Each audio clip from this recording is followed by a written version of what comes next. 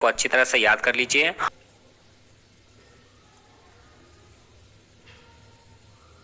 Board matric परीक्षा 2023 के लिए हम लोग हिंदी का मॉडल पेपर देखेंगे।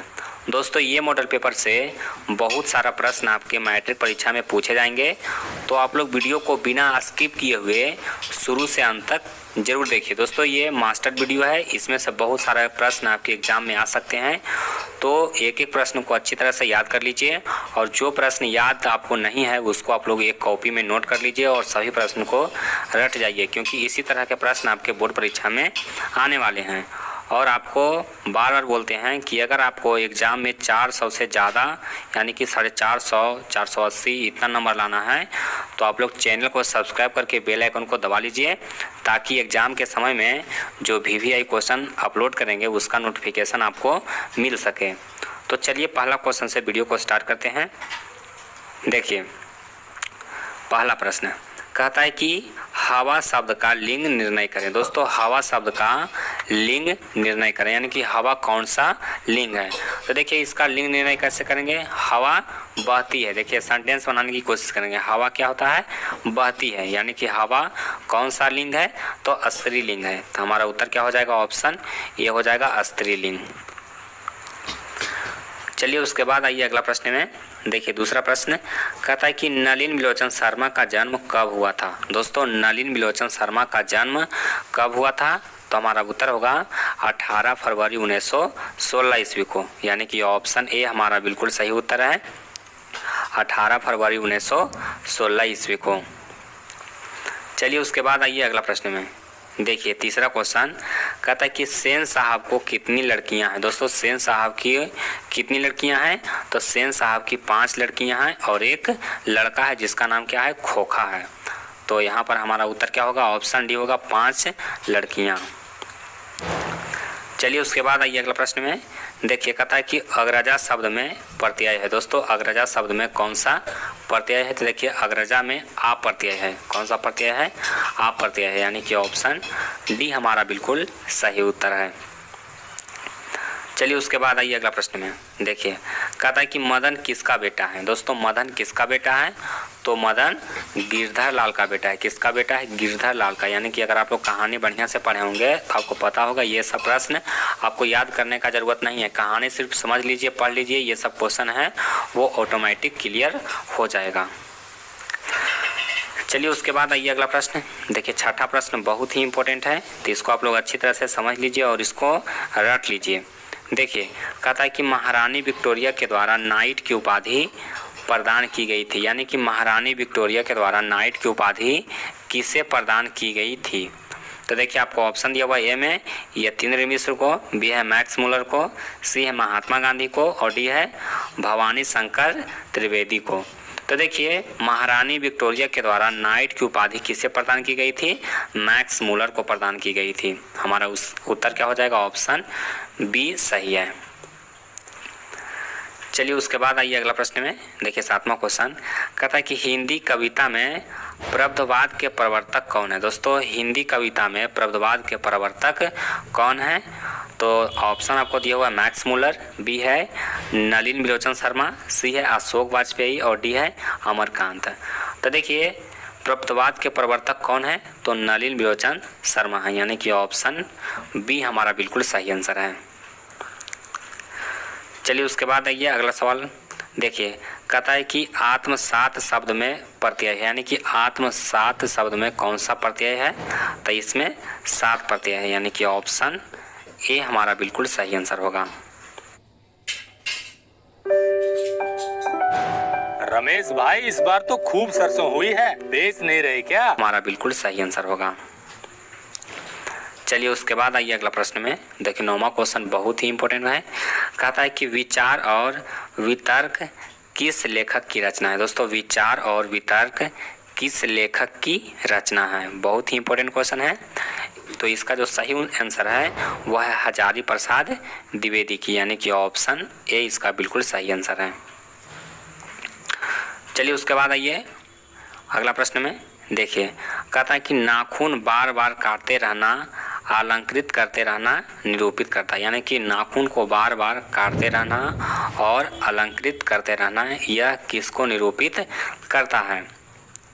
तो ऑप्शन ए दिया हुआ है सौंदर्य बोध और सांस्कृतिक चेतना का, बी दिया हुआ है सुंदरता बढ़ाने का, सी है अच्छे व्यवहार का और डी है सुंदरता और स्वास्थ्य पर ध्यान देने का।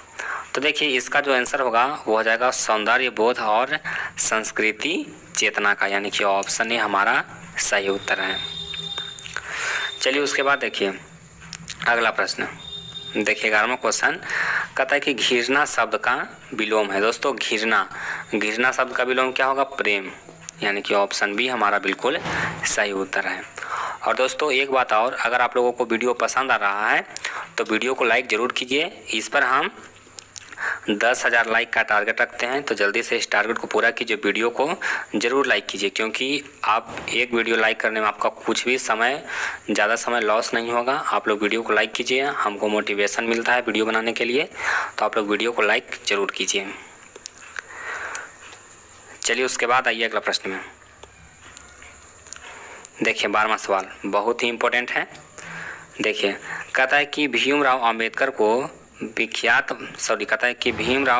के विख्यात भाषण एनहिलेशन ऑफ कास्ट का हिंदी रूपांतरण किसने किया? दोस्तों जो भीमराव अंबेडकर साहब का जो भाषण है एनहिलेशन ऑफ कास्ट, इसका हिंदी में रूपांतरण किसने किया था? तो ललई सिंह यादव ने किया था। हमारा उत्तर क्या हो जाएगा? ऑप्शन बी हो जाएगा। चलिए उसके बाद आइए अगला प्रश्न में। देखिए कहता है कि कुल 4 आदमी हैं, रेखांकित शब्द कौन पदबंध है? दोस्तों इसमें पदबंध बताना है। तो देखिए कुल 4 आदमी है, तो 4 क्या बता रहा है कि विशेषता बतला रहा है, यानी कि विशेषण पदबंध है। ऑप्शन बी हमारा सही उत्तर है। चलिए उसके बाद आइए अगला प्रश्न में। देखिए कहता है कि उसने अपने मित्र का पुस्तकालय खरीदा। वाक्य कहता है कि उसने अपने मित्र का पुस्तकालय खरीदा। देखिए ये कौन सा वाक्य है? तो देखिए ऑप्शन दिया हुआ ए में मिश्र वाक्य, बी है सरल वाक्य, सी है संयुक्त वाक्य और डी इनमें से कोई नहीं। तो देखिए कहता है उसने अपने मित्र का पुस्तकालय खरीदा, यह सरल वाक्य है, यानी कि ऑप्शन बी हमारा सही उत्तर होगा। उसके बाद आइए अगला प्रश्न में। देखिए कहता है कि नक्षत्र लोक किस लेखक की कृति है? दोस्तों नक्षत्र लोक यह जो कृति है वो किस लेखक की है? तो गुणाकर मूल्य की है, यानी कि ऑप्शन बी हमारा सही उत्तर होगा। चलिए उसके बाद देखिए अगला प्रश्न बहुत ही इंपॉर्टेंट प्रश्न है। कहता है कि जिसकी उपमा दी जाए के लिए एक शब्द है, यानी कि यहाँ पर अनेक शब्दों के लिए एक शब्द पूछा गया है, यानी कि जिसकी उपमा दी जाए तो उसको कहता है उपमेय, और जिसकी उपमा न दी जाए उसको कहता है अनुपमा। चलिए उसके बाद देखिए कहता है कि मराठी भाषा की लिपि क्या है? दोस्तों मराठी भाषा कौन सी लिपि में लिखी जाती है? तो मराठी, हिंदी ये सब जो भाषा है वो देवनागरी लिपि में लिखी जाती है। तो हमारा उत्तर क्या हो जाएगा? ऑप्शन डी हो जाएगा। चलिए उसके बाद आइए अगला प्रश्न में। देखिए कहता है कि धारा नगरी के कौन परमार शासक विद्यानुरागी थे? दोस्तों कहता है कि धारा नगरी के कौन परमार शासक विद्यानुरागी थे?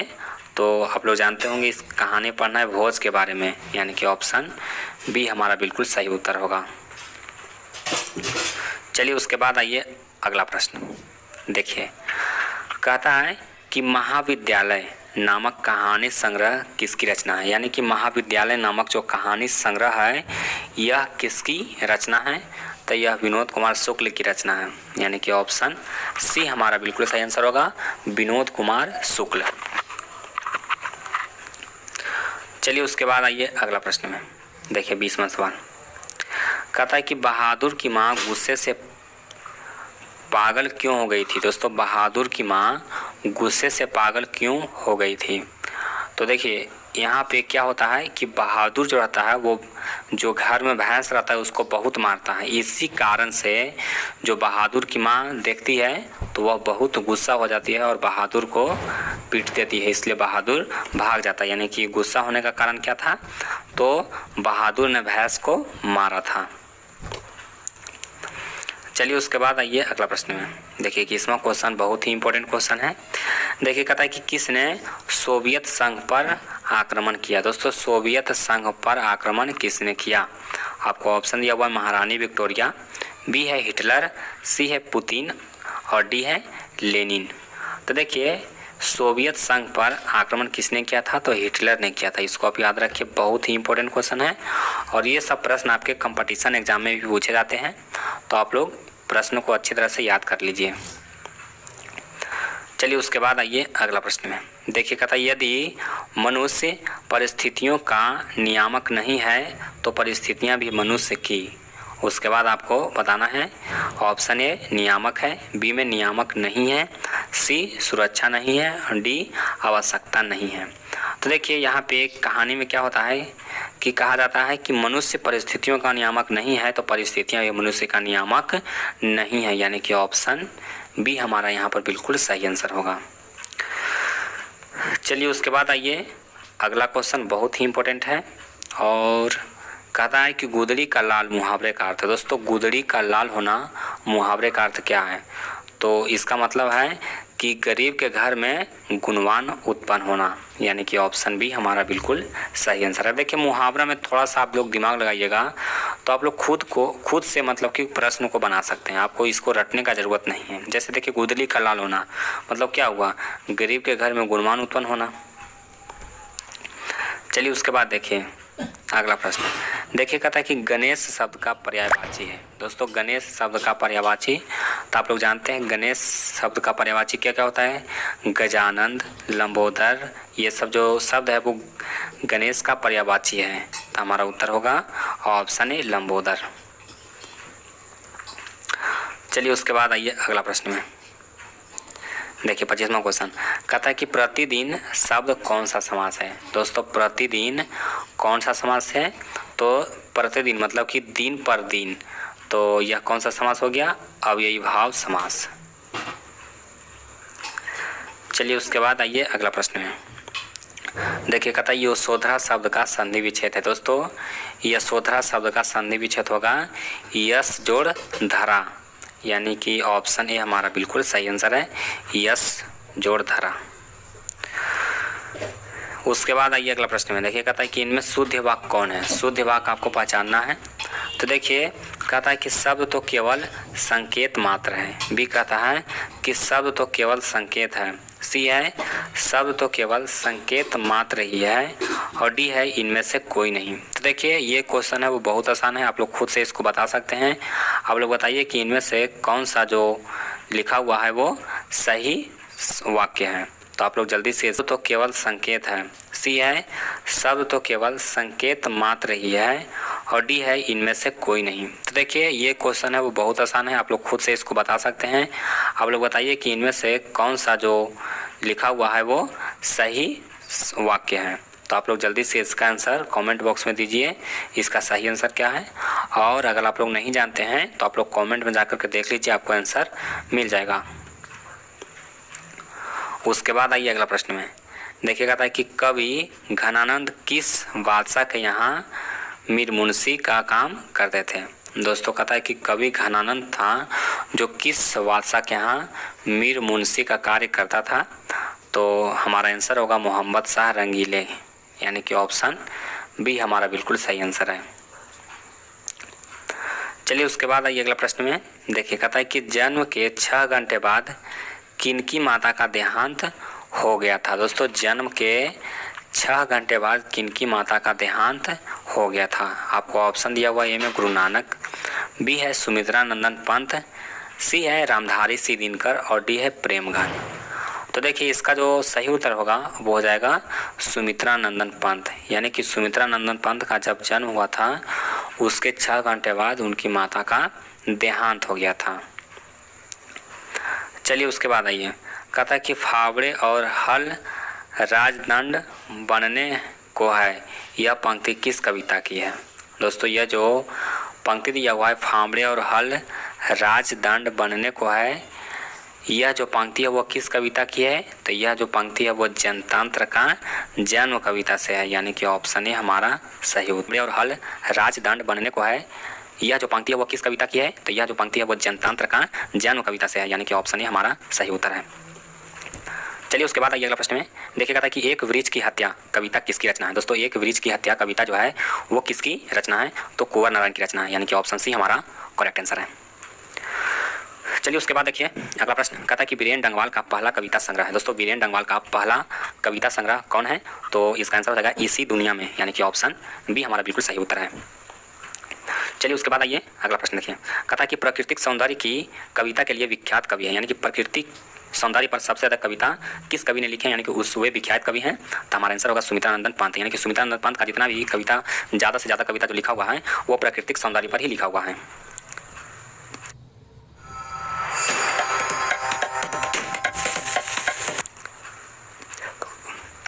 चलिए उसके बाद आइए अगला क्वेश्चन में देखिए 34वां सवाल। कहता है कि किस कवि ने वर्णाश्रम व्यवस्था और कर्मकांड का विरोध करके निर्गुण ब्रह्मा की भक्ति का प्रचार किया, तो इसका जो सही उत्तर होगा वो हो जाएगा गुरु नानक ने। यानी कि गुरु नानक ने वर्णाश्रम और कर्मकांड का विरोध करके निर्गुण ब्रह्मा की भक्ति का प्रचार किया था। चलिए उसके बाद आइए नेक्स्ट क्वेश्चन में। देखिए कहता है कि नगर संवेदना के कवि यानी कि नगर संवेदना किस कवि के द्वारा लिखा गया है, तो कुंवर नारायण के द्वारा लिखा गया है। बहुत ही इंपॉर्टेंट क्वेश्चन है, हमारा उत्तर क्या होगा, ऑप्शन सी होगा। उसके बाद आइए अगला प्रश्न में। देखिए कहता है कि दुर्दांत मानवीय विभीषिका का चित्रण करने वाली कविता है। दोस्तों दुर्दांत मानवीय विभीषिका का चित्रण करने वाले कविता कौन है, तो हिरोशिमा है, ऑप्शन ए हमारा बिल्कुल सही उत्तर है। चलिए उसके बाद आइए अगला प्रश्न में। देखिए 37वां क्वेश्चन बहुत ही इंपॉर्टेंट प्रश्न है। कहता है कि गुरु नानक के पद हैं, तो देखिए गुरु नानक के पद कौन है, तो राम भक्तिमय गीत, यानी कि ऑप्शन ए हमारा बिल्कुल सही उत्तर होगा। चलिए कहता है कि रसखान द्वारा कृष्ण लीला का गान किया गया, रसखान द्वारा कृष्ण लीला का गान किया गया वो किस में किया गया, तो ऑप्शन ए दिया हुआ पदों में, बी है घनाचरी में, सी है दोहों में और डी है सवैयों में। तो देखिए इसका जो आंसर होगा वो होगा घनाचरी में, यानी कि ऑप्शन बी हमारा सही उत्तर है। चलिए उसके बाद आइए अगले प्रश्न में। देखिए कहता है कि कवि प्रेमघन द्वारा अधिकांश काव्य रचना किस भाषा में की गई है। दोस्तों कवि प्रेमघन द्वारा अधिकांश काव्य रचना किस भाषा में की गई है, तो जो सबसे ज़्यादा किस भाषा में किया गया है, तो ब्रज भाषा और अवधि में, तो ऑप्शन बी हमारा सही उत्तर होगा। चलिए उसके बाद आइए कहता है कि स्वर्ण किरण किस कविता की रचना है। दोस्तों स्वर्ण की सॉरी किस कवि की रचना है, स्वर्ण किरण है वो किस कवि की रचना है, तो ये भी सुमित्रानंदन पंत की रचना है, यानी कि ऑप्शन सी हमारा करेक्ट आंसर है। उसके बाद आइए अगला प्रश्न में। देखिए कहता है कि आत्मजयी नामक प्रबंध काव्य किस कवि द्वारा लिखा गया है, तो इसका जो आंसर होगा वो हो जाएगा कुंवर नारायण के द्वारा, यानी कि ऑप्शन सी इसका भी सही उत्तर है। चलिए कहता है कि आधुनिक साहित्य में एक प्रमुख प्रतिभा थे, कौन एक प्रमुख प्रतिभा थे, तो वत्स्यायन अजय, यानी कि ऑप्शन ए होगा स ही वत्स्यायन अजय, यानी कि ऑप्शन ए हमारा बिल्कुल सही आंसर है। चलिए उसके बाद आइए अगला प्रश्न में। देखिए कहता है कि किसने जिंदगी में पहली बार अस्पताल का विरोध नहीं किया। दोस्तों किसने जिंदगी में पहली बार अस्पताल का विरोध नहीं किया, आपको ऑप्शन दिया हुआ है मंगू, बी है कुसुम, सी है मेट्रन, सी है सॉरी डी है माँ, तो इसका उत्तर होगा माँ ने विरोध नहीं किया था, यानी कि ऑप्शन डी इसका सही उत्तर है। चलिए उसके बाद देखिए कहता है कि माँ रात में कितने बजे हॉस्पिटल से लौटकर घर आई, तो 11 बजे, ऑप्शन डी हमारा सही उत्तर है। चलिए उसके बाद देखिए कहता है कि गांव में जुआरी किस्म का व्यक्ति कौन था, तो दोस्तों जुआरी किस्म का व्यक्ति कौन था, रगम्पा था, यानी कि ऑप्शन सी हमारा बिल्कुल सही आंसर है। चलिए उसके बाद देखिए कहता है कि सात कोड़ी होता किस भाषा के प्रमुख कथाकार हैं। दोस्तों सात कोड़ी होता जो है वो उड़िया भाषा के कथाकार हैं, हमारा उत्तर क्या होगा, ऑप्शन बी होगा। उसके बाद देखिए कहता है कि देवी नदी बांध के नीचे किसका घर था। दोस्तों देवी नदी बांध के नीचे किसका घर था, तो लक्ष्मी का घर था, यानी कि ऑप्शन सी हमारा बिल्कुल सही आंसर है। चलिए उसके बाद देखिए मंगू के अलावा माँ की कितनी संतानें थी। दोस्तों मंगू के अलावा 3 संतान और था, यानी ऑप्शन बी हमारा बिल्कुल सही आंसर है। चलिए उसके बाद देखिए कहता है कि किसने सीता को रसमलाई भेजी थी। दोस्तों किसने सीता को रसमलाई भेजी थी, तो भावरी ने भेजी थी, यानी कि ऑप्शन डी हमारा बिल्कुल सही आंसर होगा, भावरी। उसके बाद अगला प्रश्न में देखिए कहता है कि सीता के बड़े लड़के का क्या नाम था। दोस्तों सीता के बड़े लड़के का नाम क्या था, तो कैलाश नाम था। क्या नाम था, कैलाश नाम था, यानी कि सीता के बड़े बेटे का नाम क्या था, कैलाश था, यानी कि ऑप्शन ए हमारा सही उत्तर होगा। चलिए उसके बाद आइए अगला प्रश्न में। देखिए कहता है कि सुजात की कितनी कृतियाँ प्रकाशित हो चुकी हैं। दोस्तों सुजात की कितनी कृतियाँ प्रकाशित हो चुकी हैं, तो हमारा उत्तर हो जाएगा यहाँ पे 25 से अधिक, ऑप्शन बी यहाँ पर सही उत्तर है। चलिए उसके बाद आइए 52 नंबर सवाल में बहुत ही इंपॉर्टेंट है। कहता है कि नगर कहानी के अनुवादक कौन है। दोस्तों नगर कहानी के अनुवादक कौन है, तो इसके अनुवादक है सुजात। चलिए उसके बाद आइए कहता है कि अनुज का स्त्रीलिंग रूप है। दोस्तों अनुज का स्त्रीलिंग होगा तो अनुजा होगा, अनुज का स्त्रीलिंग क्या होगा, अनुजा होगा, ऑप्शन ए हमारा सही उत्तर है। चलिए उसके बाद ये 54वां क्वेश्चन में कहता है कि इनमें शुद्ध शब्द कौन है, शुद्ध शब्द का चयन करना है। तो देखिए आपको अधीन इसमें कौन सा शुद्ध लिखा हुआ है, तो ऑप्शन बी हमारे यहाँ पे बिल्कुल सही आंसर होगा, बी में जो अधीन है वो बिल्कुल सही लिखा हुआ है। उसके बाद आइए अगला प्रश्न, कहता है कि दास शब्द का पर्यायवाची है। दोस्तों दास शब्द का पर्यायवाची होगा चाकर। क्या होगा? चाकर, यानी कि नौकर चाकर आप लोग जानते होंगे। तो दास किसको कहते हैं? नौकर को ही कहते हैं। इसका पर्यायवाची पूछा गया, यानी कि समानार्थक शब्द, तो नौकर चाकर सब एक ही है। चलिए, कहता है कि अपेक्षा शब्द का विशेषण है। अपेक्षा शब्द का विशेषण क्या होगा? तो अपेक्षा शब्द का विशेषण होगा अपेक्षित। क्या होगा? अपेक्षित होगा। और ऑप्शन सी हमारा करेक्ट आंसर है।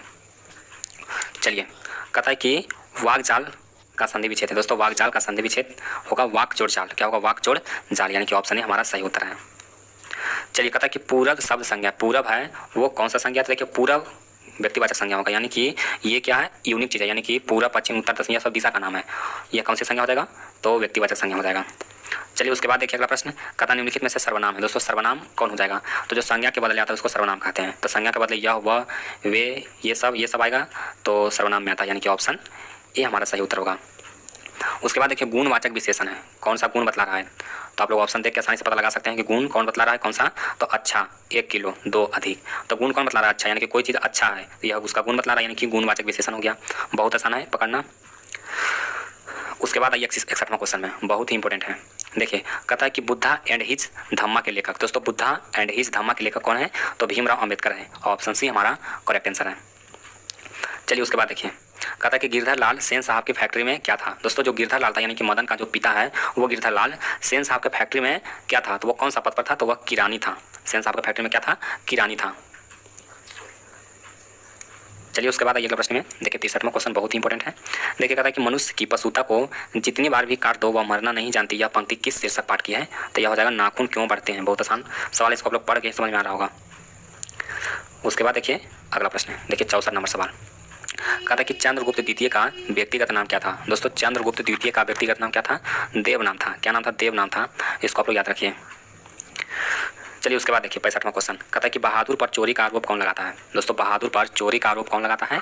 तो रिश्तेदार लगाता है, यानी कि ऑप्शन डी हमारा बिल्कुल सही आंसर है। अब देखिए, यह भी प्रश्न पूछा जाता है कि बहादुर पर कितने रुपये का चोरी का इल्जाम लगाया गया था। तो अगर आप लोग कहानी पढ़े हैं तो आप लोग जल्दी से इसका आंसर कमेंट कीजिए। आपको 10 सेकंड का समय दिया जाता है, आप लोग 10 सेकंड में इसका आंसर कमेंट कीजिए और फिर हम इसका आंसर बता देंगे। तो देखिए बहादुर पर जो चोरी का आरोप लगा था वो कितने रुपये का लगा था? तो 11 रुपये का आरोप लगा था, यानी 11 रुपये चोरी करने का आरोप बहादुर पर किसने लगाया था? तो रिश्तेदार ने लगाया था।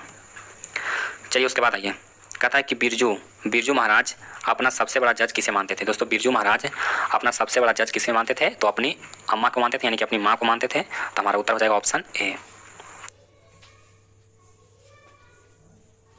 वीडियो में आगे बढ़ने से पहले मैं आपको माँ को मानते थे, तो हमारा उत्तर हो जाएगा ऑप्शन ए। चलिए, उसके बाद आइए, कहता है हिंदुस्तानी डांस म्यूजिक कहाँ है? दोस्तों हिंदुस्तानी डांस म्यूजिक कहाँ है? तो कोलकाता में है। और ऑप्शन ए हमारा बिल्कुल सही उत्तर है। चलिए, उसके बाद आइए अगला प्रश्न में, देखिए कहता है कि राम नाम बिनु बिरथे जगी जन्मा शीर्षक कविता के अनुसार ईश्वर की शरण में जाने का अधिकारी कौन है? तो इसका जो सही उत्तर होगा वो हो जाएगा जिसका अंतःकरण निर्मल हो, यानी कि ऑप्शन डी हमारा बिल्कुल सही उत्तर है। चलिए, उसके बाद आइए अगला प्रश्न में, देखिए अगला प्रश्न कहता है कि रसखान किस सैकड़ों इंद्रलोक को नौछावर करने की बात करता है? दोस्तों कहता है कि रसखान किस बार सैकड़ों इंद्रलोक को नौछावर करने की बात करता है? तो हमारा उत्तर होगा करील की कुंजों पर, यानी कि ऑप्शन ए हमारा बिल्कुल सही उत्तर है। चलिए, उसके बाद आइए अगला प्रश्न में, कहता है कि नादिर शाह के सैनिकों ने किसे मार डाला? दोस्तों नादिर शाह के सैनिक ने किसको मार डाला था? तो घनानंद को मार डाला था, यानी कि ऑप्शन बी हमारा बिल्कुल सही उत्तर होगा। चलिए, उसके बाद आइए अगला प्रश्न में, देखिए कहता है कि सुमित्रा नंदन पंत रचित भारत माता शीर्षक कविता कहाँ से संकलित है? दोस्तों जो सुमित्रा नंदन पंत के द्वारा भारत माता जो कविता है वो कहाँ से संकलित है? तो ग्राम्या से संकलित है। कहाँ से संकलित है? ग्राम्या से। ऑप्शन बी हमारा बिल्कुल सही उत्तर होगा। देखिए कहता है कि अज्ञेय किस काव्य धारा के कवि हैं? दोस्तों अज्ञेय किस काव्य धारा के कवि हैं? तो हमारा उत्तर होगा प्रयोगवाद, यानी कि ऑप्शन बी हमारा बिल्कुल सही आंसर है। चलिए, उसके बाद आइए अगला प्रश्न में, देखिए कहता है कि एक वृक्ष की हत्या शीर्षक पाठ में दूर से कौन ललकारता है? दोस्तों एक वृक्ष की हत्या शीर्षक पाठ में दूर से कौन ललकारता है? तो यहाँ पे हमारा उत्तर होगा वृक्ष रूपी चौकीदार ललकारता है, यानी कि ऑप्शन सी हमारा बिल्कुल सही आंसर है। चलिए, उसके बाद देखिए कहता है कि कवि रेनर मारिया रिल्के द्वारा शानदार लफ्ज़ गिर जाने का बात करता है, यानी कि किसका शानदार लफ्ज़ गिर जाने का बात करता है? तो यहाँ पर हमारा उत्तर हो जाएगा प्रभु का। ऑप्शन ए हमारा बिल्कुल सही आंसर है।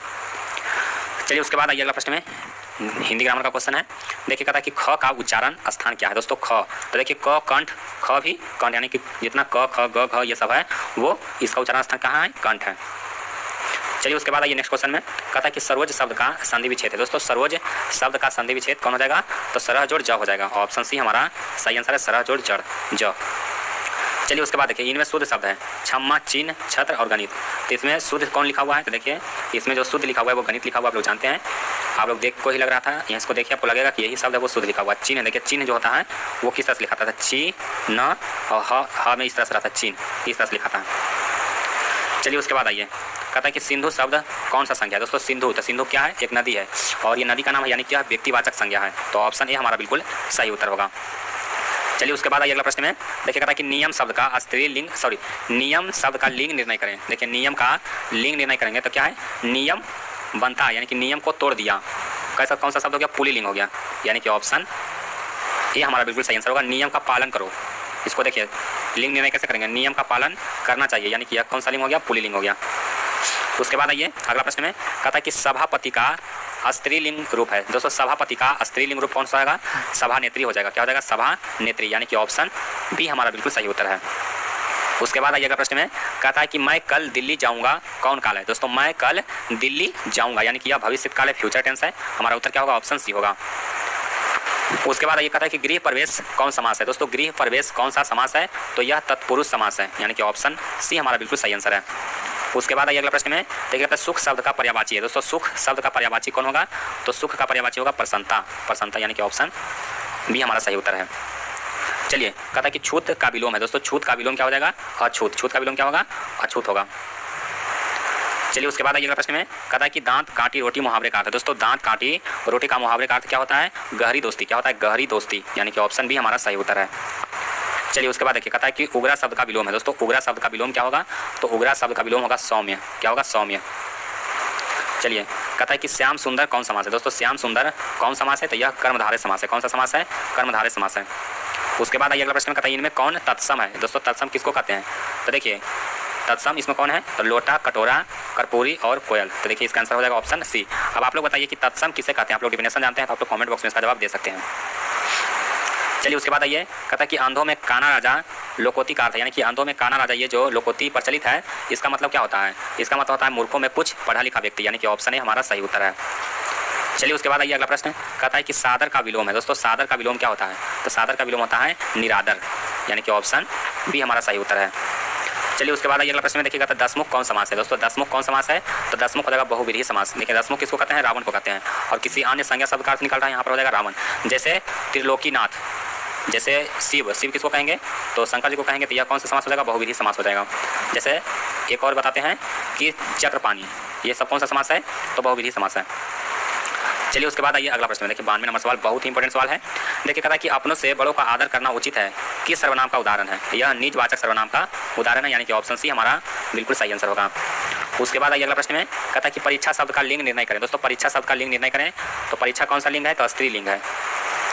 उसके बाद आइए अगला प्रश्न में, कहता है कि उदर का संधि विच्छेद है। दोस्तों उदर शब्द का संधि विच्छेद क्या होता है, उत जोड़ आय। क्या होता है, उत जोड़ आय।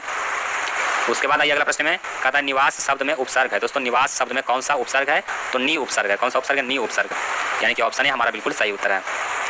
चलिए उसके बाद आइए अगला प्रश्न, कहता है कि धरती कब तक घूमेगी, शीर्षक पाठ में सवाल किस चीज़ का है। दोस्तों धरती कब तक घूमेगी में किस चीज़ का सवाल है, रोटी का सवाल होता है, यानी कि ऑप्शन सी हमारा बिल्कुल सही आंसर है।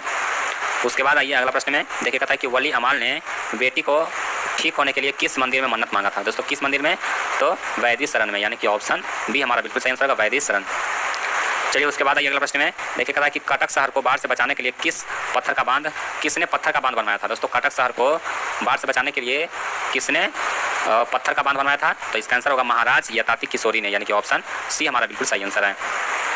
चलिए उसके बाद आइए अगला प्रश्न 99 नंबर सवाल, देखिए कहता है कि नगर शीर्षक पाठ में आम्रराज को कितने नंबर का कमरा दिखाने के लिए कहा गया। तो दोस्तों इसका उत्तर होगा 48 नंबर का, ऑप्शन सी हमारा बिल्कुल सही आंसर है। अब दोस्तों अगर आप लोग 99 तक देख लिए हैं, यानी कि आप लोगों को वीडियो पसंद आ रहा है, तो आप लोग वीडियो को लाइक करके जरूर जाइएगा, और सभी स्टूडेंट अपने दोस्तों में व्हाट्सअप ग्रुप में जहाँ 10वां के स्टूडेंट हैं उन सभी को ये वीडियो जरूर शेयर कीजिएगा। उसके बाद हम लोग लास्ट क्वेश्चन देख लेते हैं 100वां। देखिए कहता है कि मंगमा की बहू का क्या नाम था। दोस्तों मंगमा की बहू का नाम क्या था, नजमा था। क्या था, नजमा नाम था, यानी कि ऑप्शन ए हमारा बिल्कुल सही है। क्या था, नजमा नाम था, यानी कि ऑप्शन ए हमारा बिल्कुल सही उत्तर है। तो दोस्तों उम्मीद करता हूँ कि ये वीडियो आपको पसंद आया होगा। वीडियो पसंद आए तो वीडियो को लाइक